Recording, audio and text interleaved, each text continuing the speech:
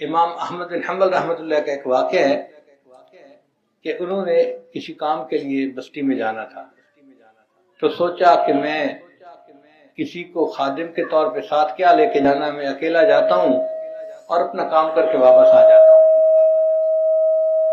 چنانچہ امام صاحب نے اپنا تھیلا پکڑا اور چل پڑے۔ راستے میں ایک جگہ مغرب ہو گئی، تو امام احمد بن حنبل نے سوچا کہ میں عشاء کی نماز کسی مسجد میں پڑھ لوں گا اور رات گزار لوں گا، صبح میں آگے چلا جاؤں گا۔ اب جب عشاء کی نماز پڑھی تو لوگ تو گھروں کو چلے گئے، امام صاحب وہیں بیٹھے ہوئے۔ خادم مسجد آ گیا، بابا جی میں نے مسجد بند کرنی ہے، آپ یہاں سے جائیں۔ تو امام صاحب حیران کہ میں تو یہاں رہنے کا ارادہ کیا تھا اور یہ کہتا ہے کہ جاؤ یہاں سے۔ تو بندے کے اٹھنے میں تھوڑا دیر لگ جاتی ہے، امام صاحب کے اٹھنے میں دیر لگی تو وہ خادم غصے میں آ گیا، بابا جی آپ نے میری بات نہیں سنی، آپ اٹھیں اور جائیں، اور اگر آپ نہیں گئے تو میں آپ کی یہ گٹھڑی اٹھا کے پیر پھینک دوں گا۔ غصہ کرنے لگا۔ امام صاحب بڑے حیران، یا اللہ آج آپ مجھ سے خفا ہو گئے کہ آپ کے گھر میں ٹھہر ہی نہیں سکتا، یہ بندہ کہتا ہے میں تیرا سامان اٹھا کے پھینک دوں گا۔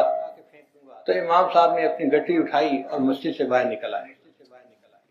جیسے ہی مسجد سے باہر نکلے نا تو امام صاحب نے دیکھا کہ مسجد کے دروازے کے بالکل ساتھ ایک نان بائی کی دکان تھی۔ نان بائی کہتے ہیں تنور لگا ہوا تھا، روٹیاں پکاتا تھا وہ بندہ، جیسے افغانی روٹی کی دکان ہوتی ہے، اور وہ بندہ روٹیاں پکا رہا تھا اور آگ جل رہی تھی۔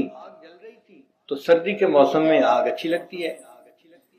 تو امام صاحب نے اس نوجوان سے پوچھا، نوجوان اگر اجازت ہو تو میں کہیں اور جانے کی بجائے یہیں آپ کی دکان پہ بیٹھ جاتا ہوں، فجر ہوگی تو میں یہاں سے چلا جاؤں گا۔ اس نے کہا بابا جی آ جاؤ بیٹھ جاؤ۔ اب امام صاحب اس کے ساتھ بیٹھ گئے تو امام صاحب نے ایک عجیب بات دیکھی، وہ نوجوان پیڑا بناتا آٹے کا تو استغفر اللہ پڑھتا، پھر اس کی روٹی بناتا تو استغفر اللہ پڑھتا، پھر وہ روٹی تنور میں لگاتا تو استغفر اللہ پڑھتا، پھر جب روٹی تنور سے پک کے نکلتی تو استغفر اللہ پڑھتا۔ 1 گھنٹہ امام صاحب بیٹھے رہے اور وہ نوجوان استغفر اللہ پڑھتا ہی رہا۔ تو امام صاحب نے بڑے حیران ہو کے اس کی طرف دیکھا تو نوجوان پوچھنے لگا بابا جی آپ مجھے حیران ہو کے کیوں دیکھ رہے ہیں؟ امام صاحب نے کہا کہ بھائی میں دیکھ رہا ہوں کہ تو ہر سٹیپ کے اوپر استغفار پڑھ رہا ہے، تو میں حیران ہوں کہ تو اتنی کثرت سے استغفار پڑھتا ہے۔ اس نے کہا بابا جی اس لیے کہ اس کی وجہ سے اللہ نے مجھے مستجاب الدعوات بنا دیا ہے۔ مستجاب الدعوات کا مطلب ہوتا ہے جس بندے کی ہر دعا قبول ہوتی ہے۔ تو امام صاحب نے اس سے پوچھا واقعی تو مستجاب الدعوات ہے؟ وہ کہنے لگا جی ہاں میں مستجاب الدعوات ہوں، جو دعا کرتا ہوں قبول ہوتی ہے۔ اپنی پوری زندگی میں ہر دعا کو میں نے قبول ہوتے دیکھا ہے، ایک دعا ہے جس کے قبول ہونے کا انتظار ہے۔ امام صاحب نے پوچھا کون سی دعا؟ کہنے لگا کہ میں یہاں سارا دن روٹیاں بناتا ہوں اور میرا کنبہ بڑا ہے، میں چھٹی نہیں کر سکتا۔ لوگوں سے میں نے سنا ہے کہ امام احمد بن حنبل ایک بڑے فقیہ اور محدث ہیں، میرا دل چاہتا تھا میں ان کی زیارت کروں، میں زیارت نہیں کر سکا، تو میں نے دعا مانگی تھی اللہ مجھے امام احمد بن حنبل کی زیارت نصیب فرما دینا۔ ان میں ایک تھے حضرت ابراہیم علیہ السلام، وہ اللہ کے خلیل تھے، اللہ سے شدید محبت کرتے تھے۔ ایک مرتبہ اپنا ریوڑ چلا رہے تھے بکریوں کا، تو ایک بندہ قریب سے گزرا اور اس نے اللہ کی تعریف کی، سبحان ذی الملک والملکوت، سبحان ذی العزت والعظمت والہیبت والقدرت والکبریاء والجبروت۔ جب اس نے اللہ کی تعریف اتنے پیارے انداز سے کی تو ابراہیم علیہ السلام کا دل مچل اٹھا۔ تو کہتے ہیں نا ایک دم بھی محبت چھپ نہ سکی جب تیرا کسی نے نام لیا۔ تو اللہ کا نام سن کے ابراہیم صاحب تڑپ اٹھے، اے بھائی ایک مرتبہ یہ تعریف اور کر دو۔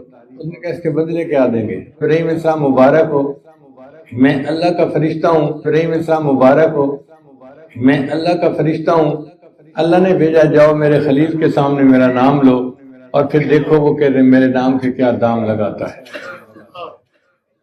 ایسے اللہ سے محبت کرنے والے لوگ بھی دنیا میں آئے، اور یہ سلسلہ چلتا رہا۔ چنانچہ نبی علیہ السلام نے مدینہ ہجرت کے بعد جب پہلا خطبہ دیا تو نبی علیہ السلام نے یہی فرمایا ہے، احب اللہ لما یغذوکم من نعمہ، اللہ سے محبت کرو چونکہ اس نے تمہیں تمام نعمتیں عطا فرمائی ہیں۔ ہم اگر نعمتوں پر غور کریں کہ اللہ نے ہمیں جو دی ہیں تو دل چاہتا ہے کہ اپنے محسن سے انسان محبت کرے، اور نبی علیہ السلام نے فرمایا احبونی لما حب اللہ، اور مجھ سے محبت کرو کہ اللہ مجھ سے محبوب فرماتے ہیں، مجھے محبوب رکھتے ہیں۔ تو اللہ سے اور اس کے محبوب اسلام سے محبت رکھنا یہ ہماری کامیابی کی بنیادی شرط ہے۔ اللہ تعالیٰ ہمیں توفیق دے اور ہمارے دل کو اپنی محبت سے گرما دے، اللہ دل میں آ جائے، اللہ ہمارے دل میں سما جائے، بلکہ سچ بات تو یہ ہے اللہ ہمارے دل میں چھا جائے۔ طلب ہو تو اللہ یہ نعمت عطا فرما دیتے ہیں۔ پھر یہ سلسلہ آگے چلتا رہا، چنانچہ حدیث پاک میں آتا ہے کہ اللہ تعالیٰ دو بندوں سے بڑی محبت کرتے ہیں اور فرشتوں کی محفل میں ان کے تذکرے کرتے ہیں۔ آپ سوچیں وہ کتنے خوش نصیب لوگ ہیں کہ جن کے تذکرے اللہ فرشتوں کی محفل میں کرتے ہیں۔ فرمایا ایک وہ بندہ جو سفر سے واپس لوٹا تھا، سب قافلے والے تو سو گئے تھکاوٹ کی وجہ سے، وہ جاگا، اس نے وضو کیا اور مصلی پہ کھڑا ہو گیا۔ اللہ کو اس بندے پہ بڑا پیار آتا ہے، اور اللہ فرشتوں کو کہتے ہیں دیکھو میرا یہ بندہ، میری محبت نے اس کو کھڑا کر دیا۔ یہ جو تہجد کی نماز کا پڑھنا ہے یہ اللہ کو بڑا محبوب ہے۔ چنانچہ خواجہ غلام فرید رحمۃ اللہ فرماتے ہیں رات پوے تے بے دردانو مٹھی نیندر آوے، رات پوے تے بے دردانو مٹھی نیندر آوے، درد مندانو یاد سجندی ستیاں آن جگاوے۔ اور جو درد مند ہوتے ہیں وہ سوئے ہوتے ہیں، ان کو یار کی یاد آ کے جگا دیتی ہے، خود بخود آنکھ کھل جاتی ہے۔ حدیث مبارکہ میں ہے کہ رات آتی ہے تو اللہ تعالیٰ فرشتوں کے 3 جماعتیں بناتے ہیں۔ ایک جماعت کو حکم دیتے ہیں کہ دیکھو فلاں فلاں فلاں میرا مقبول بندہ ہے، تم جاؤ اور ان کی کروٹ بدل دو، یہ چاہیں گے تو تہجد پڑھیں گے اور چاہیں گے تو سوئے رہیں گے، میں ان کے تہجد پڑھنے پہ بھی راضی، ان کے سونے پہ بھی راضی۔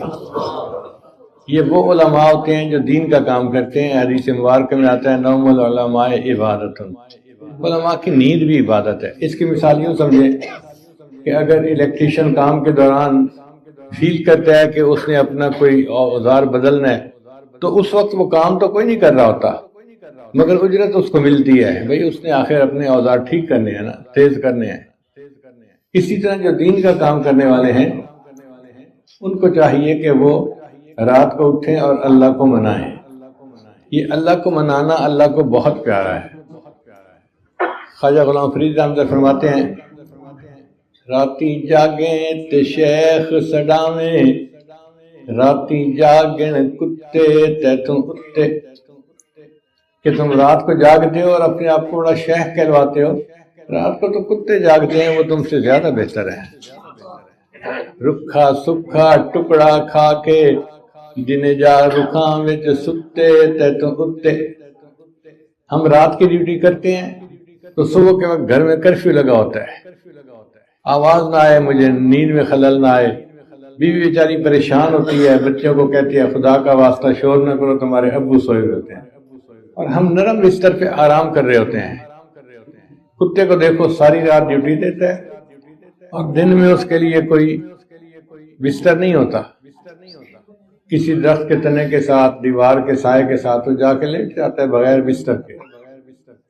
تو کتے تو پھر زیادہ بہتر ہوئے نا۔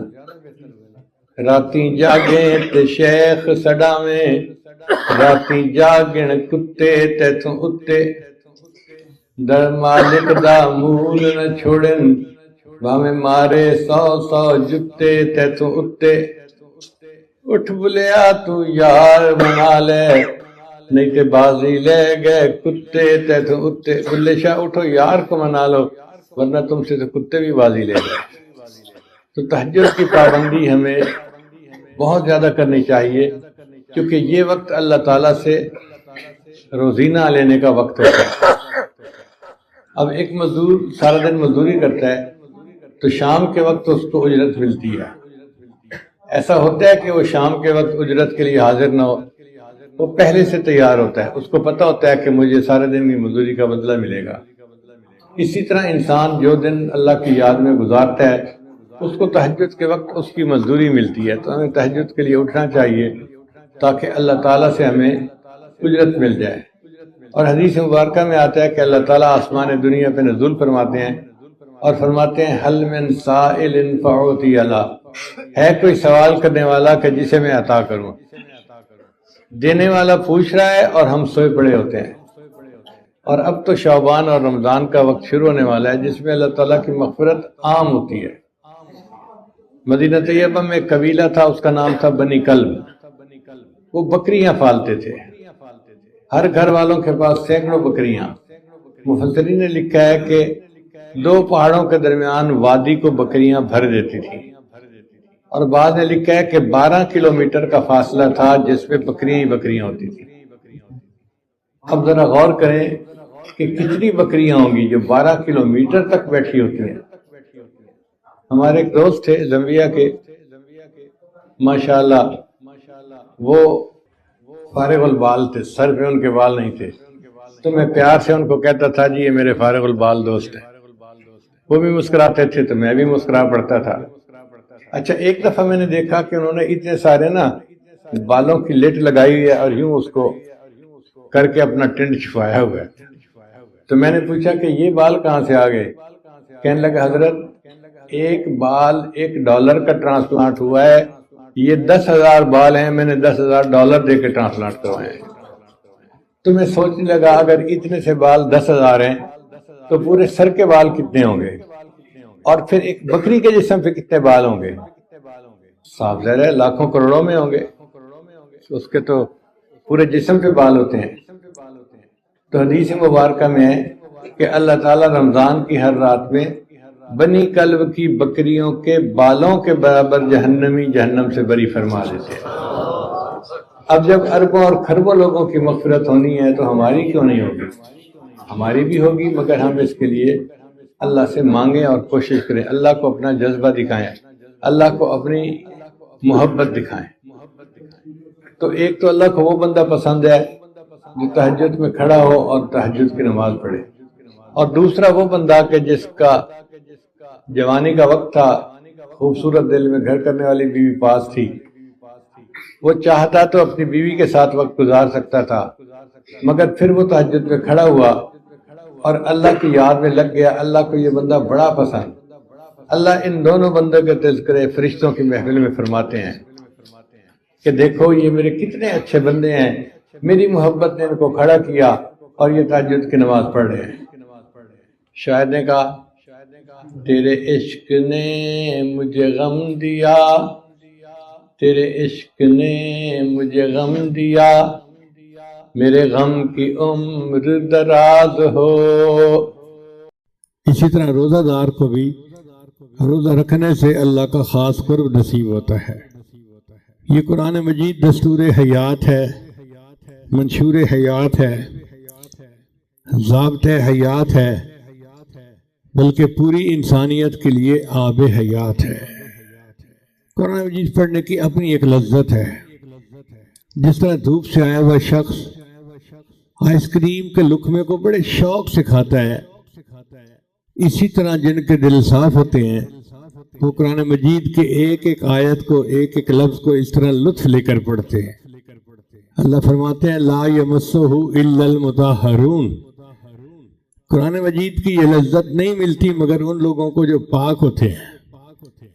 جب تک دل پاک نہ ہو قرآن مجید کی وہ لذت نہیں ملتی۔ صحابہ کرام کو لذت ملتی تھی، وہ قرآن سنتے تھے اور روتے تھے۔ اللہ فرماتے ہیں وَإِذَا سَمِعُوا مَا أُنزِلَ إِلَى الرَّسُولِ تَرَىٰ أَعْيُنَهُمْ تَفِيضُ مِنَ الدَّمْعِ مِمَّا عَرَفُوا مِنَ الْحَقِّ، دیکھا قرآن سنا اور آنکھیں برسنے لگ گئیں۔ خود نبی علیہ السلام کا بھی یہی معاملہ تھا सैयदा सिद्दीक़ा अल्लाह फरमाती हैं कि एक मरतबा नबी इस्लाम ने तहज्जुद में आयत पढ़ी, इन तुअज़्ज़िबहुम फ़इन्नहुम इबादुक व इन तग़फ़िर लहुम फ़इन्नका अंतल अज़ीज़ुल हकीम। तो मेरे आका सल्लल्लाहु अलैहि वसल्लम के आंसू जमीन पर गिरते मैंने खुद देखे। यही हाल सैयदना सिद्दीक़ अकबर लानो का था। अबू बकर सिद्दीक़ लानो के बारे में मशहूर था, काना रजुलन बुकाअन ला यमलिकु दमुअहु इज़ा क़रअल कुरान। जब भी वो कुरान पढ़ते थे तो अपने आंसू रोक नहीं सकते थे, आंसू गिरने लग जाते थे। हज़रत उमर लानो का भी यही हाल था। एक मरतबा उन्होंने फजर की नमाज पढ़ाई तो एक साहबी फरमाते हैं कि मैंने तीसरी सफ में उनके सिसकियों की आवाज सुनी। हज़रत इब्न उमर लानो तिलावत के दौरान जब इस आयत पर पहुंचे, यौम यक़ूमुन नासु लिरब्बिल आलमीन, तो बहुत रोए। हज़रत सुफियान सौरी रहमतुल्लाह ने पढ़ा, इय्याका नअबुदु व इय्याका नस्तईन, तो इतना रोए कि गिर गए। हज़रत उमर बिन अब्दुल अजीज रहमतुल्लाह अलैह ने तहज्जुद में आयत पढ़ी, फ़अनज़रतुकुम नारन तलज़्ज़ा, तो जहन्नम का तसव्वुर करके बेहोश होकर गिर पड़े। एक और बुजुर्ग के बारे में आता है कि उन्होंने तहज्जुद में आयत पढ़ी, व इम मिनकुम इल्ला वारिदुहा काना अला रब्बिका हतमम मक़ज़िय्या सुम्मा नुनज्जिल लज़ीना तक़ौ व नज़रु ज़ालिमीन फ़ीहा जसिय्या। इमाम नववी रहमतुल्लाह ने एक अजीब बात लिखी है, फमतअल कुरान फयबकी अला फ़ुक़दानिल बुक़ा फ़इन्नहु अअज़मुल मसाइब, कि जिस बंदे को कुरान मजीद पढ़ने पर रोना ना आए तो वो इस हसरत पर रोए कि इतनी बड़ी मुसीबत उस पर अल्लाह ने डाल दी है। हज़रत उस्मान गनी लाना फरमाया करते थे, लौ तहरत क़ुलूबुकुम मा शबिअतुम मिन कलाम रब्बिकुम। 10 कलिमात ऐसे हैं, 10 फिक्रे, 10 बातें कि जो बंदा इनको रोजाना पढ़े उसके लिए अल्लाह काफी हो जाते हैं। उनमें से 5 फिक्रे दुनिया से मुताल्लिक और 5 फिक्रे, इन 10 फिक्रों को याद कर लें। एक फिक्र भी रोज याद करें तो 10 दिन में हदीस पाक याद हो जाएगी, और इसको अपनी दुआओं का हिस्सा बना लें। जब आप इसको पढ़ेंगे तो अल्लाह ताला आपके कामों में आपकी किफायत। पहला फिक्रा फरमाया, हस्बी अल्लाहु लिदीनी, मेरे दीन के लिए मेरा अल्लाह काफी, यानी दीन में कोई फितना और फसाद ना आ जाए। दीन में फितने 2 तरह से आते हैं, एक शुबहात की वजह से और एक शहवात की वजह से। तो अल्लाह ताला हमें इन दोनों फितनों से महफूज फरमाए, हमारा दीन सलामत रहे। तो पहला फिक्रा हस्बी अल्लाह लिदीनी। दूसरा फिक्रा हस्बी अल्लाह लिमा अहम्मनी, मेरा अल्लाह काफी है हर उस चीज के लिए जो मुझे परेशान करती है। बंदा करता है, कोई चीज करती है, कारोबार करती है, जो भी टफ टाइम दे रही है, मेरा अल्लाह उसके लिए काफी है। हस्बी अल्लाह लिमा अहम्मनी। तीसरा फिक्रा हस्बी अल्लाह लिमन बगा अलैया, मेरा अल्लाह काफी है हर उसके लिए जो मुझ पर सरकशी करे, चढ़ दौड़े। अगर कोई हमारे ऊपर चढ़ दौड़ना चाहता है तो अल्लाह उसके लिए काफी हो जाएगा। हस्बी अल्लाह लिमन हसदनी, मेरा अल्लाह काफी है हर उसके लिए जो मुझसे हसद करता है। दफ्तरों की जिंदगियों में तो बहुत हसद होता है, लेग पुलिंग। तो अल्लाह ने इन सब हासदों से बंदे को निजात अता फरमाई। और 5वां हस्बी अल्लाह लिमन कादनी बिसूइन, मेरा अल्लाह काफी है हर उसके लिए जो मेरे खिलाफ बुरे मंसूबे बनाता है। अब बुरे मंसूबे बनाने वाला कोई भी है, कोई बंदा है, कोई जमात है, ईमान वालों के खिलाफ कोई मुल्क बना रहा है, जो मर्जी बना रहा है, अल्लाह उन सब के लिए। ये 5 बातें दुनिया के लिए हो गई, 5 बातें आखिरत के लिए। तो फरमाया हस्बी अल्लाह इंदल मौत, क्योंकि मौत का लम्हा इंसान की जिंदगी का सबसे ज्यादा नाजुक लम्हा। हस्बी अल्लाह इंदल मसअलतिल क़ब्र, میرا اللہ کافی ہے قبر کے سوال جواب کے وقت. حسبی اللہ عند المیزان، میرا اللہ کافی ہے میزان پر جب اعمال تولے جائیں. 9ویں بات، حسبی اللہ عند الصراط، میرا اللہ پل صراط پر گزرنے کے لیے کے وقت میرے لیے کافی ہے. حسبی اللہ عند الصراط. اور 10ویں بات، حسبی اللہ لا الہ الا ہو علیہ توکلت و الیہ انیب. اگر یہ 10 فکریں ہم ہر نماز کے بعد پڑھ لیں، ہمارا پروردگار دنیا اور آخرت کے تمام مسائل کے لیے ہمیں کافی. اور ہم دل میں بھی یہی بھروسہ رکھیں کہ میرے لیے میرا اللہ. یہ سبق یاد رکھیے کہ آج کی اس مجلس میں یہ سبق ہمیں پڑھا دیا کہ ہمارے لیے ہمارا اللہ، ہمارا پروردگار کا. سیدنا علی کرم اللہ وجہ وجیب بات فرماتے تھے روٹی، کپڑا، مکان، بیوی اور سواری. اور قرآن مجید میں اللہ تعالیٰ بنی اسرائیل والوں کو فرماتے ہیں وَجَعَلَكُمْ مُلُوكًا، اے بنی اسرائیل والوں ہم نے تو تمہیں بادشاہ بنایا. تو مفسرین نے لکھا ہے جس بندے کو 5 نعمتیں مل جائیں وہ بادشاہوں جیسی زندگی گزارتا ہے. روٹی، کپڑا، مکان، بیوی اور سواری. جس بندے کو یہ 5 نعمتیں مل جائیں اس کی زندگی شاہانہ زندگی ہوتی ہے. اور یہ نعمتیں آج کے دور میں تو اکثر لوگوں کو حاصل ہیں. ہر بندے کو اللہ نے روٹی دی، کپڑا دیا، مکان دیا، بیوی دی اور سواری بھی دی.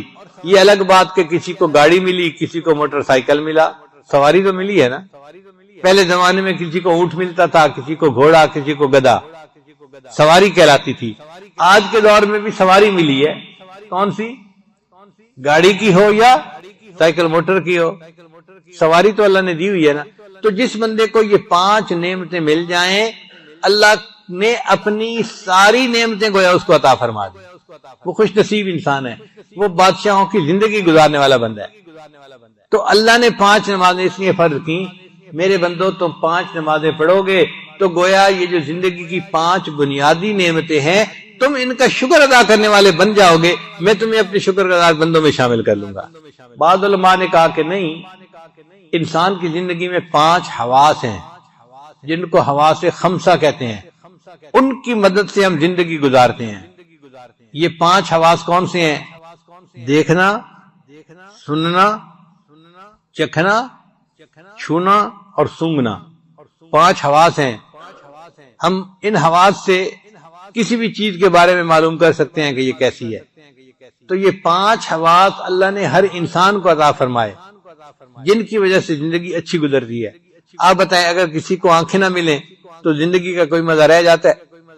یا کسی بندے کو سننے کی نعمت نہ ملے تو زندگی کا کیا مزہ؟ یا کسی بندے کو سونگھنے کی نعمت نہ ملے تو زندگی کا کیا مزہ؟ یا کسی بندے کو ذائقہ ہی نہیں ہے، جو کھا رہا ہے سب ایک جیسی چیز ہے تو زندگی کا کیا مزہ؟ تو زندگی کا مزہ ان 5 حواس کے ساتھ آتا ہے. بات سمجھ آ گئی؟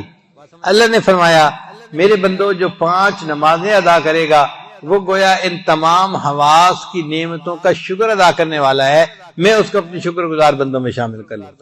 بعض علماء نے ایک جواب اور دیا، وہ کہتے ہیں کہ 5 مصیبتیں ایسی ہیں جن میں سے ہر بندے کو گزرنا پڑے گا.